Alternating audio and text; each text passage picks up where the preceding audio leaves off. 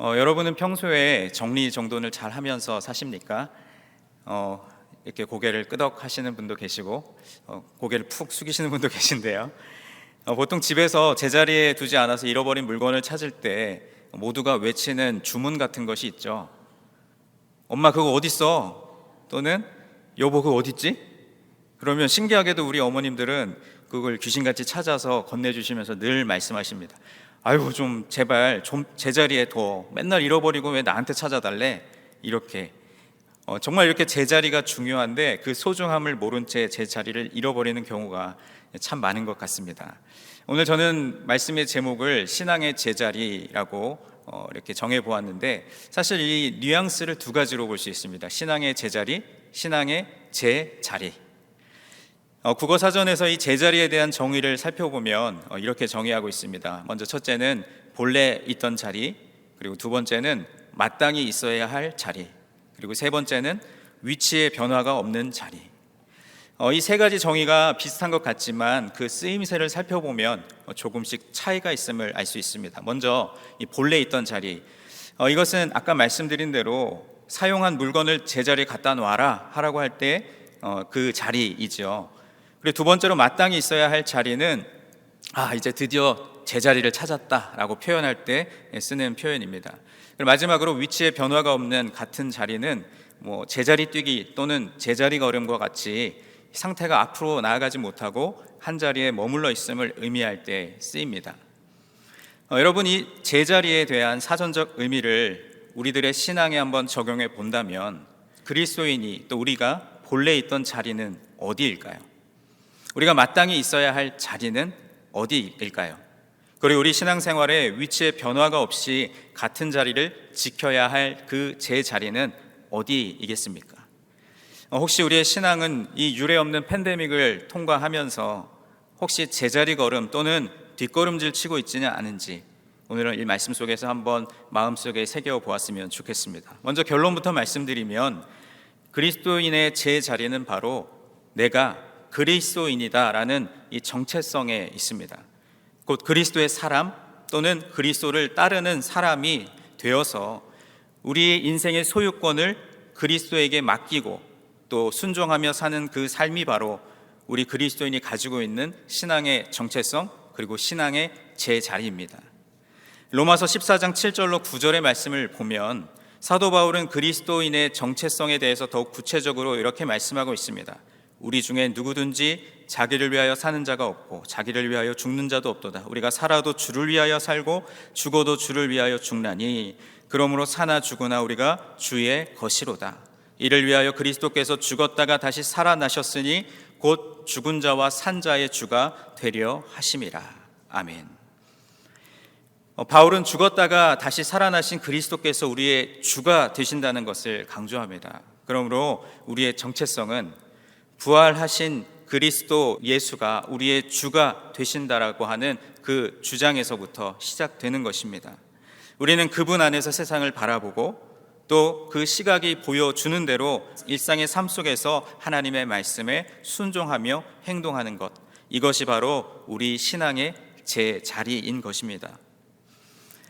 이제 내일 주보를 통해서 여러분 아시게 되겠지만 이제 담임 목사님께서 그동안 이스라엘의 12지파에 대한 말씀을 목요 영상으로 통해서 여러분과 함께 나눠주셨고 이제 뒤이어서 제가 4번에 걸쳐서 이 골로새서 1장부터 4장까지 말씀을 한 주에 한 장씩 여러분과 함께 나누려고 하는데 이 골로새서는 여러분이 아시는 바와 같이 사도 바울이 골로새 교회 교인들에게 쓴 편지입니다.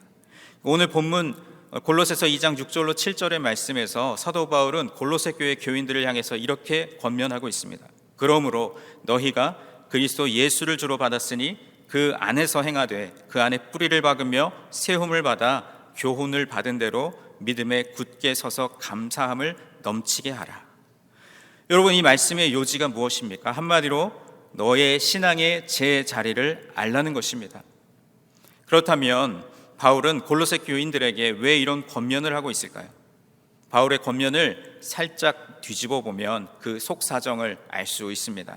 만약 그들의 삶이 이 바울의 권면과 일치하고 있었다면 바울이 이런 내용의 편지를 쓸 이유가 없었을 것입니다. 바울이 이것을 적고 있는 이유는 골로새에 있는 교인들의 삶이 그 바울이 기대했던 것과 다른 모습을 하고 있었기 때문입니다. 골로새 교인들은 자신들이 있어야 할 제자리를 잃어버리고 또 그 자리에서 주어지는 교훈대로 일상적인 삶을 살지 못했습니다. 그리고 이어지는 8절에 그들의 제자리가 흔들린 이유를 이렇게 말씀합니다. 누가 철학과 헛된 속임수로 너희를 사로잡을까 주의하라. 이것은 사람의 전통과 세상의 초등학문을 따르며 그리스도를 따름이 아니니라. 그들의 눈에는 그리스도보다 세상의 철학과 헛된 속임수가 더 좋아 보였고, 그래서 그들은 그리스도를 따르지 않고 세상 철학과 그리고 헛된 속임수를 따랐던 것입니다. 여러분 어떻습니까? 우리들의 삶 속에 이 골로새 교인들과 같은 연약함이 있지 않습니까? 우리가 하나님을 믿는다고 하면서도 또 하나님 말씀대로 살겠다고 다짐하면서도 이 교회 문 밖을 나서는 순간 딱 맞닥뜨리는 세상에서는 세상의 지식과 또 사람들의 이야기와 또 세상 사람들이 좋아하는 것들에 사로잡혀서 이리저리 흔들리고 살아가지는 않습니까? 골로새 교회의 이런 모습은 바울에게 결코 용납될 수 없는 모습이었습니다. 그래서 그는 말씀을 통해서 그들이 변화되기를 기대했습니다. 바울은 먼저 6절에서 너희가 그리스도 예수를 주로 받았다라는 말씀으로 시작하면서 그들의 제자리, 너희들의 신앙의 그 제자리가 어디인지를 다시 한번 환기시켜주고 있습니다. 그들이 주로 받은 예수 그리스도는 어떤 분이십니까? 10절에 모든 통치자와 권세의 머리가 되십니다. 그리고 9절에 보면 그분 안에는 신성의 모든 충만이 육체로 거하신다라고 말씀합니다. 또한 앞선 2절로 3절의 말씀을 보면 그분이 하나님의 비밀일 뿐만 아니라 그 안에 지혜와 지식의 모든 보화가 감추어져 있다라고 말씀합니다. 더욱더 놀라운 것은 골로새 교회 사람들도 그 안에서 충만하여졌다는 사실입니다. 바울이 정의하고 있는 골로새 교인들의 제자리는 그들의 인생의 주인이시고 모든 통치자와 권세의 머리가 되시는 예수 그리스도의 모든 충만이 그들 안에 가득해진 것입니다. 이러한 정체성이 그들이 견눈질하고 있는 또 다른 정체성, 그러니까 세상의 철학과 헛된 속임수, 그것과는 비교할 수 없을 정도로 우월한 것입니다. 바울이 이것을 다시 한번 이들에게 언급하는 이유는 간단합니다. 하찮은 세상 철학과 헛된 속임수에서 나와서 너희들의 본연의 제자리, 신앙의 제자리로 돌아오라는 것입니다. 돌아와서 그 안에서 행하라는 것이 오늘 바울이 이 골로새 교인들에게 요청하고 있는 그 의도입니다. 여러분, 골로새 교회의 문제는 1차적으로는 세상 철학과 헛된 속임수에서 비롯된 것이지만 사실은 이 이면에 보다 더 큰 근본적인 문제는 그들의 제자리가 견고하지 않았다는 데 있습니다. 여러분 아시는 대로 저희 차세대부 VBS가 어제 저녁부터 이제 주일까지 3일간 이어집니다. 사실은 현장에서 하려고 준비하다가 여러 가지 어려움들이 있어서 부득이하게 온라인으로 진행을 했는데, 이제 저도 목회자이지만 또 유치부 자녀를 둔 학부모로서 어제 저녁에 이제 온라인을 통해서 VBS에 참여했습니다. 이번에 주제가 예수님이 나의 굳건한 반석이십니다라는 챈트와 함께 아이들의 믿음이 모래 위에 지어져서 세상의 유혹과 시험에 무너져 내리는 것이 아니라 말씀의 반석 위에 바로 서서 굳건하게 세워지고 승리하는 삶을 살아가기를 소망하는 그것이 이번 차세대부 VBS의 주제입니다. 이처럼 바울은 골로새 교인들이 신앙의 제자리에서 견고하게 뿌리를 내리고 감사함이 넘치는 삶을 살아가기를 원했던 것입니다. 그런데 여러분, 우리가 이 말씀을 대할 때 쉽게 범하게 되는 오류가 한 가지 있습니다. 우리는 종종 이 말씀 속에 들어있는 행하라, 뿌리를 박으라, 그리고 세움을 입으라, 감사함을 넘치게 하라와 같은 이 명령문에 먼저 시선을 둡니다. 내가 행해야지, 그래 내가 뿌리를 박아야지, 세움을 입고 감사함이 넘치는 삶을 살아야지 라고 거기에 포커스를 두는데, 그 결과 우리 자신이 그 행동의 주체가 돼서 자꾸 성급하게 이를 그르치는 경우들이 있습니다. 그렇지만 그럴 때마다 우리가 경험하는 건 무엇입니까? 행하지 못하고 뿌리를 내리지 못하고 세우지 못하고 감사하지 못하는 그런 연약한 실패와 좌절 뿐이죠. 열매 없는 빈 가지만 마주하게 되는 것입니다. 그리고 그 끝에는 당연히 감사가 아닌 불평과 원망만 쌓이게 되는 것이죠. 이것은 결코 우리 주님께서 원하시는 결과가 아닙니다. 그렇다면 왜 이러한 결과가 주어질까요? 그것은 그 명령문 앞에 놓여 있는 그 안에서, 그분 안에서라는 그 조건을 무시했기 때문입니다. 그러니까 바울이 제시하고 있는 이 조건은 애초에 바울이 한 말이 아닙니다. 예수님께서 맨 처음 제자들에게 제시했던 조건입니다. 요한복음 15장 5절에 보면 나는 포도나무여 너희는 가지라.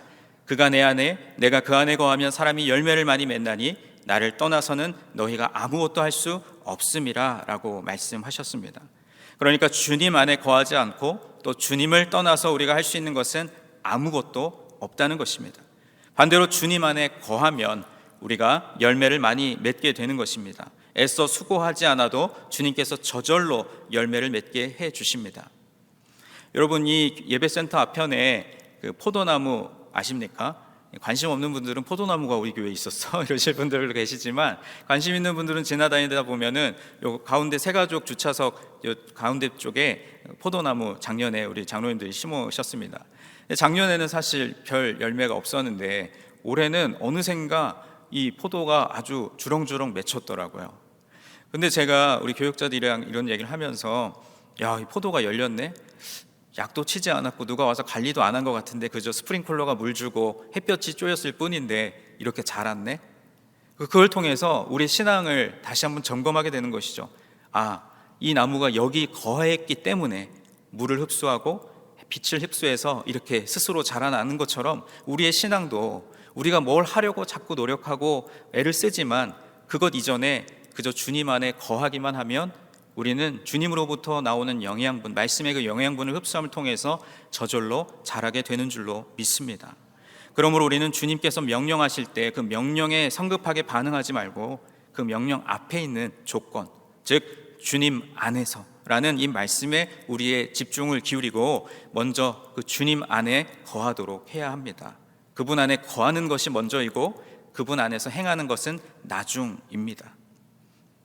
통일왕국이었던 이스라엘은 솔로몬 이후에 북이스라엘과 남유다로 나뉘어집니다. 그렇지만 분열왕국은 그리 오래가지 못했습니다. 북이스라엘은 기원전 722년에 아시리아에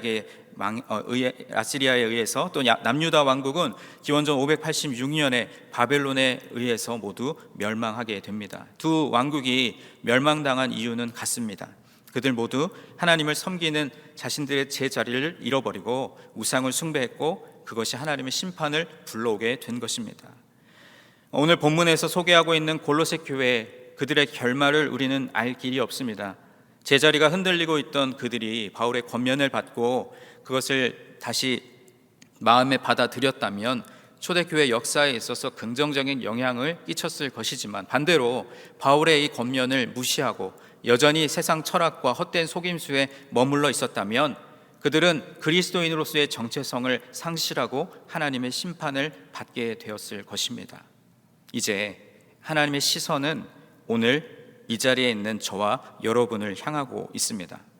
우리의 신앙이 바울의 권면대로 견고한 모습으로 제 자리에 서 있는지, 아니면 그 자리가 위태롭게 흔들리고 있는지, 그것은 오직 주님만이 아실 것입니다.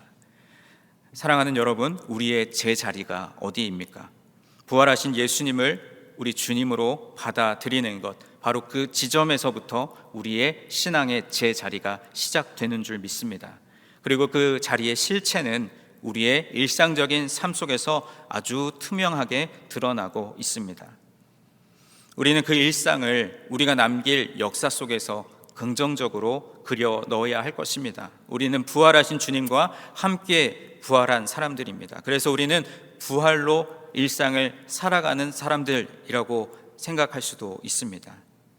부활하신 주님 안에 거하면서 그분께 순종하는 사람이 바로 우리들입니다. 말씀과 기도가 우리 내면에 가득 채워지고 그것으로 인해 소망 없는 세상 속에서 견고함을 유지하고 있는 그 모습이 바로 저와 여러분이 회복하고 더욱 견고해져야 할 우리 신앙의 제자리입니다. 이 정체성, 그리고 이 제자리가 영원토록 저와 여러분의 삶 속에 견고하게 자리 잡기를 주님의 이름으로 간절히 축원드립니다.